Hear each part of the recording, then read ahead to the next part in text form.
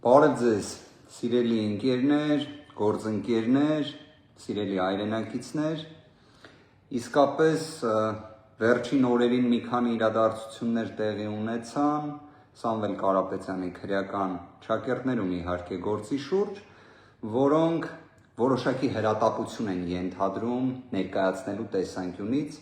այդ իսկ պատճառով որոշեցի հենց այս ձևաչափով ներկայացնել դրանք։ Կարծում եմ նաև զանգվածային լրատվության միջոցների մեր գործընկերները իսկապես հետաքրքրված կլինեն այս նյութով եւ կնպաստեն այս ամենի տարածմանը։ Տեսեք ինչ տեղի ունեցավ։ 2025 թվականի նոյեմբերի 13-ին Սամվել Կարապետյանի գործով Վերաքննիչ հակակոռուպցիոն դատարանը պետք է որոշում կայացներ մեր կողմից ներկայացված բողոքի, ինչպես նաև դատախազության կողմից ներկայացված բողոքների վերաբերյալ։ Դատախազության կողմից ներկայացված բողոքը իր տրամաբանության մեջ վերաբերում էր երկու տնտեսական բնույթի անիմաստ եւ աբսուրդային մեղադրանքների հետ կապված հիմնավոր կասկածի հաստատմանը, ինչպես նաև փաստացի կալանքի 1 ամսյա ժամկետը 2 ամսյա կալանքի վերածելու։ Մեր կողմից ներկայացված բողոքը, որը իսկապես կարող եմ որոշակի իմաստով հենց ուղիղ ասել, համեմատության մեջ դատախազի կողմից ներկայացված բողոքի, մեր փաստաբանական թիմի բողոքը առավել քան հիմնավոր էր, վերաբերում էր նրան, որ հայտնի կոչերի դրվագով չի կարող լինել հիմնավոր կասկած, ինչպես նաև որ կալանքը րոպե շուտ պետք է վերացվի։ Դատարանը որոշեց երկու բողոքները մերժել, նոյեմբերի 13-ին։ Իդեպ այստեղ օրը բավականին կարևոր է, քանի որ եթե քննիչը բոլոր դեպքերում որոշելու էր երկարաձգման միջնորդությամբ հանդես գալ, ապա նոյեմբերի 13-ը հենց վերջնաժամկետն էր այդ օրվա համար։ Հենց օրվա առաջին կեսի դեպ Վերաքննիչ հակակոռուպցիոն դատարանից տեղեկանում ենք, որ երկու բողոքներն են մերժվել են, այսինքն դատավոր Դոլմազյանի այն որոշումը, ըստ որի 1 ամիսը առավել քան բավարար է, որպեսզի քննիչը կամ կոչի դրվագով այսպես կոչված գործի վարույթը կարճի կամ դատարան ուղարկի, մնաց անփոփոխ։ Նաև դատավոր Դոլմազյանը արձանագրել էր, որ խոչընդոտելու այսպես կոչված ռիսկը էապես նվազել է, իսկ թաքնվելու այսպես կոչված ռիսկը որոշակի աստիճան առկա է, բայց մենք դրա վերաբերյալ այնպիսի փաստարկներ էինք ներկայացրել, որ կարծում եմ դա եւս պետք է վերացած լիներ։ Ինչևէ, Վերաքննիչ դատարանը արձանագրել է, որ մեր կողմից ներկայացված մի շարք փաստարկներ ընդունելի են, շատ հակիրճ ձևակերպեմ, Վերաքննիչ դատարանը փաստացի արձանագրել է, որ նման իրավիճակում այլևս կալանքի նման շարունակականությունը, տևողությունը չի կարող լինել համաչափ։ Կարելի ասել այստեղից հետևությունը նա է, որ թեև Վերաքննիչ դատարանը մերժեց մեր բողոքը, բայց այնպիսի իրավական դիրքորոշում արձանագրեց, որի պայմաններում կալանքի շարունակականության լրջագույն դժվարություն ունեն իրավապահ մարմինները։ Ինչ է տեղի ունենում, այսինքն որ պատկերացնեք, ստացվում է դեռևս մնացել է միայն կոչի դրվագը, երկու խումբ տնտեսական բնույթի մեղադրանքներով որևէ հիմնավոր կասկած չի հաստատվել եւ այլևս դա փաստ է հոկտեմբերի 16-ի դատարանի որոշմամբ եւ նոյեմբերի 13-ի Վերաքննիչ քրեական դատարանի որոշմամբ, այստեղ գալիս է օգնության, ինչպես եւ մենք կանխատեսում էինք վճռաբեկ դատարանը։ Բայց ինչ է այստեղ տեղի ունենում։ Դուք կհիշեք, վերջին օրերին մենք անդրադառնում էինք այս հարցին, որ իհարկե ի վերջո վճռաբեկ դատարանը պետք է քաղաքական հետապնդման պայմաններում իր աջակցությունը ցուցաբերի իրավապահներին։ Հիշեցման կարգով վճռաբեկ բողոք էր ներկայացվել օգոստոսի 15-ի դատարանի որոշման վերաբերյալ, որով Սամվել Կարապետյանի կալանքը երկարաձգվել էր աբսուրդային հիմքերով 2 ամսով, բայց տնտեսական բնույթի մեղադրանքի հիմնավոր կասկածը չէր հաղթահարվել։ Մեր կողմից ներկայացված վճռաբեկ բողոքը իսկապես խոստանում եմ վաղ թե ուշ մենք հրապարակելու ենք։ Մեր կողմից ներկայացված վճռաբեկ բողոքները եւ դատախազության կողմից ներկայացված վճռաբեկ բողոքը։ Վճռաբեկ դատարանը հոկտեմբերի 24-ին որոշում է վարույթ ընդունել դատախազի բողոքը մերժելով մեր կողմից ներկայացված բողոքը վարույթ ընդունելը։ Սա հերթական աբսուրդն էր եւ արդեն կանխատեսում էինք այս ամենը ուր է գնում։ Բայց իրադարձությունները շատ ավելի տարօրինակ տեղի ունեցան։ Այս պահին ձեզ ուզում եմ հայտնել, որ կարծում եմ Հայաստանի պատմության մեջ առաջին անգամ Վճռաբեկ դատարանը վարույթ ընդունելով դատախազության բողոքը 2025 թվականի հոկտեմբերի 24-ին, փաստորեն 2025 թվականի նոյեմբերի 13-ին արդեն որոշում է կայացրել։ Պատկերացնում եք, այսինքն նույնիսկ մեկ ամիս չի պահանջվել Վճռաբեկ դատարանին, որ նման որոշում կայացնի։ Եվ սա իսկապես ռեկորդ է։ Իսկապես կարելի է շնորհավորել Վճռաբեկ դատարանին, որ նման արագությամբ կարողանում է որոշումներ կայացնել, բայց գիտեք, այստեղ հարց կարող է առաջանալ, իսկ օրինակ ես մի քանի գործեր ի դեպ առանձնացրել եմ։ Պատկերացրեք 33 դրվագով ենթադրյալ հանցանքի հետ կապված գլխավոր դատախազը, ոչ թե գլխավոր դատախազի տեղակալ, այլ հենց գլխավոր դատախազը Վճռաբեկ բողոք էր ներկայացրել 2025 թվականի ապրիլի 4-ին։ Պատկերացրեք, երբ է օրինակ Վճռաբեկ դատարանը իր որոշումը կայացրել, հակակոռուպցիոն պալատի մասին է խոսքը։ Երևի դուք կմտածեք, որ դե լավ, ինչ որ տրամաբանություն պետք է լինի, օրինակ մայիսի 4-ին է երևի կայացրել, այսինքն այս դեպքում նույնիսկ մեկ ամիսը չէր լրացել, այդ գործով երևի ավելի շուտ է եղել, հա, օրինակ տենց կամ մի քիչ ուշ, ինչ որ մի տրամաբանություն երևի կփորձեք գտնել, բայց չկա նման տրամաբանություն, որովհետև 33 դրվագ ենթադրյալ մի հանցանքի հետ կապված գործով գլխավոր դատախազի ներկայացրած բողոքը վարույթ էր ընդունվել ապրիլի 4-ին, իսկ որոշումը կայացվել է նոյեմբերի 6-ին։ Հետևությունները թողնում եմ ձեզ։ Մեկ այլ գործով պատկերացրեք, վարույթ է ընդունվում Վճռաբեկ դատարանի կողմից 2024 թվականի մայիսի 22-ին, 24 թվականի, իսկ որոշումը կայացվում է 2025 թվականի մարտի 10-ին։ Այսպես շարունակ։ Այսինքն, երբ մենք ասում ենք, որ սա չակերտներում ռեկորդ է, մենք դա պատահական չենք ասում։ Այսինքն, Վճռաբեկ դատարանի հակակոռուպցիոն պալատը, ինչ է, որ այս դեպքում առկա է Սամվել Կարապետյան անուն ազգանունը, ռեկորդային, այսինքն աննախադեպ նախադեպային որոշում է փորձում ընդունել։ Իդեպ բովանդակության հետ կապված անդրադառնանք, հա, Վճռաբեկ դատարանի որոշման։ Ես Վճռաբեկ դատարանի որոշման օրինակ չեմ ստացել։ Դուք կարծնեք, իսկ որտեղից մեզ տվյալը, որ այդ դատական ակտը ընդունվել է, եւ շատ ճիշտ կանեք, որ նման հարց տաք։ Հարգելի գործընկերներ, չգիտեմ ձեզ մոտ երբևէ նման դեպք հանդիպել է, բայց փաստորեն 2025 թվականի նոյեմբերի 13-ին 53 քննիչներից բաղկացած քննչական խմբի ղեկավարը 18:27 մուտք է անում կալանքը երկարաձգելու միջնորդություն։ Ամեն ինչ պարզ է, իհարկե, այդպես էլ պետք է լիներ։ Կարծում եմ իրենց հույսը հանդիսանում էր այն, որ վերաքննիչ քրեական դատարանը հնարավոր է բավարարեր ակնհայտ անհիմն հերթական բողոքը եւ պատկերացրեք Սամվել Կարապետյանի նկատմամբ կիրառված կալանքը 1 ամսով վերածվեր 2 ամսյա կալանքի։ Փոխարենը տեղի ունեցավ ճիշտ հակառակը, այսինքն ստացվեց մի այնպիսի իրավիճակ, որ կալանքի շարունակականությունը այլևս խաթարված է, բայց դրան կվերադառնանք։ 18:27 ներկայացվում է միջնորդություն կալանքը երկարաձգելու վերաբերյալ եւ կից նյութերի մեջ լինում է Վճռաբեկ դատարանի որոշումը։ Պատկերացրեցիք, այսինքն քննիչը 18:27 մուտք է անում միջնորդությունը եւ մինչ այդ արդեն ինքը ունեցել է Վճռաբեկ դատարանի որոշումը։ Այստեղ մի կարևոր դետալ, Վճռաբեկ դատարանի որոշման հասցեատերը քննիչը չէ, գլխավոր դատախազությունն է։ Ոնց է այսպես ստացվում։ Եկեք ավելի հետաքրքիր բացահայտում անենք միասին։ Այսօր ստացել եմ ծրար Վճռաբեկ դատարանից։ Այստեղ դուք նշումը կտեսնեք նոյեմբեր 13 է թվագրված։ Հետևի կողմում թվագրված է նոյեմբեր 14, այսինքն ելքագրվել է նշված գրությունը նոյեմբերի 13-ին փոստային ծառայության միջոցով Վճռաբեկ դատարանից, իդեպ Վճռաբեկ դատարանի աշխատակազմից դատավորի օգնական Ավետիսյանի կողմից։ Եվ ըստ այս նամակի, որը ես ստացել եմ այսօր, այսինքն պաշտոնական առաքանու միջոցով,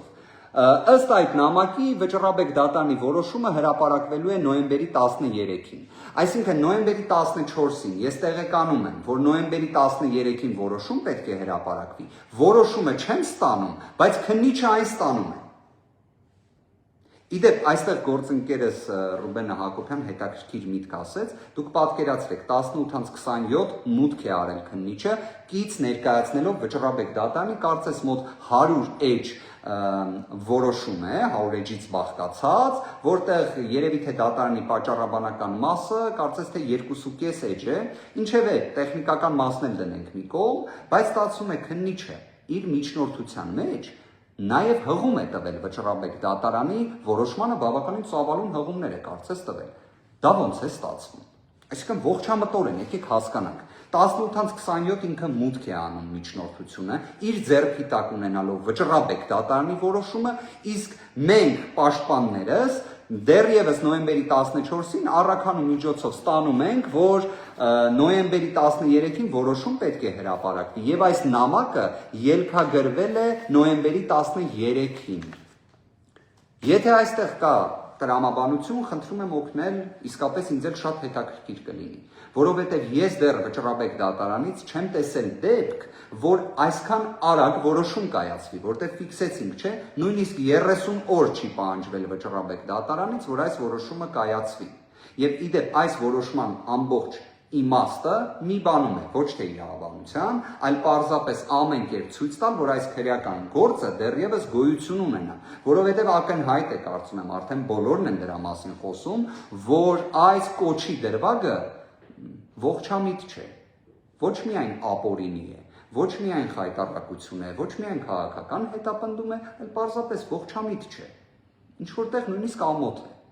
Հիմա դրա համար պետք է ամեն կերպ տնտեսական բնույթի ինչ-որ աբսուրդային մեղադրանքով ցույց տալ, որ Վճռաբեկ դատարանը իբրև փորձում է աջակցել իրավապահներին։ Բայց իդեպ այս որոշման իրավական արժեքը խորին հարգանքով, բայց որևէ արժեք չի ներկայացնում։ Ինչի չի ներկայացնում, որտեղ Վճռաբեկ դատարանի որոշումը վերաբերում է օգոստոսի 15-ի հակակոռուպցիոն դատարանի որոշմանը։ Այդ որոշմանը հաջորդել է արդեն 2025 թվականի հոկտեմբերի 16-ի որոշումը, որտեղ քննիչը հենց դատողություններ էր ներկայացրել, որ եկեք անտեսենք նախորդ դատարանի որոշումը, իբրև նոր փաստարկներ է ներկայացրել։ Հետևաբար այս որոշումը այլևս ակտուալ չէ։ Դրա համար նաև ես քննիչի միջնորդությունից, կրկին սա ուզում եմ շեշտել, տեղեկանում եմ, որ Վճռաբեկ դատարանը փաստացի չի բավարարել դատախազության բողոքը, այլ մերժել է այն եւ հենց այն տրամաբանության, որ այն ընդհանրապես ակտուալ չէ։ Հիմա այստեղ ամբողջ հարցը նրանում է, որ նույնիսկ տարական դատավարական ընթացակարգային հարցերում պետք է որոշակի հարգանք լինի իրավունքի եւ օրենքի նկատմամբ, հարգանք։ Չեմ խոսում, որ պետք է ապօրինություն չլինի, չեմ խոսում, որ այս Վճռաբեկ բողոքը ընդհանրապես վարույթ չպետք է ընդունվեր, չեմ խոսում նրա մասին, որ այսքան արագ Վճռաբեկ դատարանը երբեք որոշում չի ընդունել, ինչը հերթական քաղաքական հետապնդման ցուցիչն է, չեմ խոսում, որ մեր Վճռաբեկ բողոքները վարույթ չընդունելու իրավական գործիք չկար, որտեղ մենք վկայակոչել էինք Վճռաբեկ դատարանի մեկ այլ նախադեպ, որին ուղիղ հակասել էին թե առաջին Ացյանի հակակոռուպցիոն դատարանը, թե վերաքննիչ Ացյանի դատարանը։ Ինչևէ, այս ամենը դնում ենք մի կողմ, լավ ոնց կարելի է քննիչին, ես չեմ հասկանում ոնց են հանձնել Վճռաբեկ դատարանի որոշումը։ Եթե կրկին ուզում եմ նշել, նոյեմբերի 13-ին մենք դեռ տեղեկացել ենք, որ նոյեմբերի 13-ին որոշում պետք է կայացվի, եւ սա ստացել ենք նոյեմբերի 14-ին։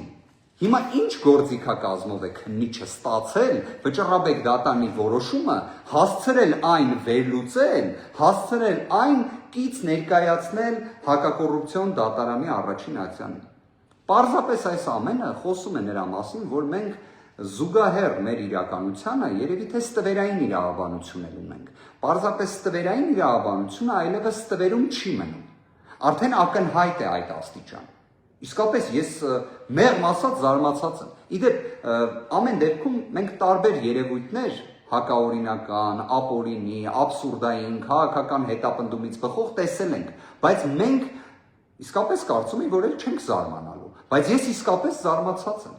Ես իսկապես զարմացած եմ, լավ գլխավոր դատախազությունից այդ ինչ արագությամբ կարողացել են ինչ մեխանիզմով ստանալ որոշումը եւ ստանալուց նույն մեխանիզմից ինչի մենք չունենք։ Ստացվում է մեր մեխանիզմը այն է, որ մենք ամսի 14-ին ստանանք նամակ, որ մեզ վճռաբեկը տեղեկացնում է, որ նոյեմբերի 13-ին որոշում է լինելու։ Իսկ քննիչի եւ դատախազի դեպքում ստացվում է կա այլ գործիքակազմ։ Իրենք ինչ որ կերպ կարողանում են այդ որոշումը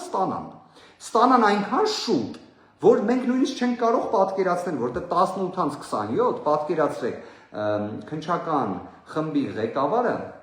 պետք է հանրապետության հրապարակից, քանի որ դեղատան հասցեում է գտնվում շենքը, պետք է հասներ հակակոռուպցիոն դատարան։ Երևի թե կարծում եմ մեքենա վարող ընկերները, գործընկերները, մեր հայրենակիցները կհաստատեն, որ 18-27 հասնելու համար հակակոռուպցիոն դատարան Թբիլիսյան խճուղի, երևի թե մոտ 1 ժամ պետք է մեքենան վարեր մեր վարույթ իրականացնող մարմինը։ 53 քննիչներից բաղկացած քննչական խումբը կամ քննչական խմբի ղեկավարը։ Ստացվում է դուք պատկերացրեք ժամը քանիսին են իրենք ունեցել այդ որոշումը, բայց մենք ընդհանրապես դրա մասին տեղեկացված չենք, ընդհանրապես։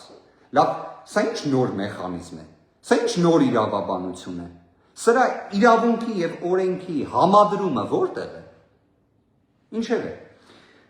Ամփոփելով տեղեկացնեմ նաև իհարկե առանձին հայտարարությամբ էլ Սամվել Կարապետյանի փաստաբանական խումբը հանդես կգա 2025 թվականի նոյեմբերի 17-ին ժամը 10:00-ին տեղի ունենալու Սամվել Կարապետյանի կալանքի երկարաձգման միջնորդության քննությունը հակակոռուպցիոն դատարանում նախագահությամբ դատավոր Դադոյանի։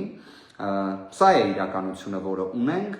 Իհարկե, կարող էինք լինել մի այնպիսի իրականության մեջ, որ օրինակ քննիչները, դատախազը ծանոթանալով վերաքննիչ հակակոռուպցիոն դատարանի որոշմանը, պարզապես նման միջնորդություն էլ չներկայացնեին։ Կարող էին, իհարկե կարող էին։ Արել են այդպես, իհարկե ոչ, որովհետև քաղաքական հետապնդման դեպքում ոնց այլ կերպ լինի։ Իհարկե պետք է նորից կալանքի երկարաձգման միջնորդություն ներկայացվի, արդեն շուրջ 150 օր ապօրինի կալանավորված Սամվել Կարապետյանի դեպքում։ Բայց նաև այդ ամենի ընթացքում չզլանալ անել այսպիսի վարժություններ նույն վճռաբեկ դատարանի դատական ակտի հետ կապված, դատական ակտը ստանալու հետ կապված, ընդհանրապես ռեկորդային աննախադեպ արագությամբ որոշում ստանալու հետ կապված։ Այս ամենը իսկապես ցավալի է։ Այս ամենին որպես իրավաբան ես մոտենում եմ մեծ տխրությամբ, եթե չասեմ, իսկապես երևի թե հենց տխրություն բառն էլ օգտագործեմ, որովհետև սա հարիր չէ մեր պատկերացրած իրավաբանությունը, այսպիսին չպետք է լինի մեր իրավաբանությունը, եւ չի լինի այսպիսին ի վերջո, համոզված եմ դրանում։ Դրա ցուցիչն է նաեւ, որ սահմանադրական դատարանը այն կազմով, որով այսօր առկա է, իսկ այդտեղ մեղմ ասած հանրության վերապահումները կարծում եմ ակնհայտ են, երկու որոշում է ընդունել, որով ազդակ է փոխանցել, որ կալանքների այս ծավալը աբսուրդային է։ Փաստացի դրա մասին է խոսում սահմանադրական դատարանը մոտ 45 օրվա ընթացքում երկու որոշումներով։ Արդյոք դրանք կյանքում իրացվում են այս փուլում, դեռ ոչ։ Բայց ի վերջո փոխվելու է այս իրավիճակը։ Այսքանն էի ուզում ներկայացնել, սիրելի ընկերներ, հարգելի գործընկերներ, սիրելի հայրենակիցներ, Աստծով ձեզ համբերություն, վստահ եմ ցանկացած ապօրինություն, նույնիսկ ամենամեծ իրավական աբսուրդը, որոնցից մեկին հենց այս ձևաչափով փորձեցի ներկայացնել Սամվել Կարապետյանի վերաբերյալ, իր ավարտը ունենալու է։ Ոչ մի ապօրինություն ի վերջո այսպես չի տևում։ Ի տարբերություն նախորդիվ ժամանակահատվածների, այլևս այս փուլում ուղիղ արձանագրում ենք։ Վերաքննիչ հակակոռուպցիոն դատարանը իր որոշմամբ արդեն մի շարք հանգամանքներ արձանագրել է։ Եվ դրանք իրացվելու են գործնականում։ Շնորհակալություն, լավ եղեք։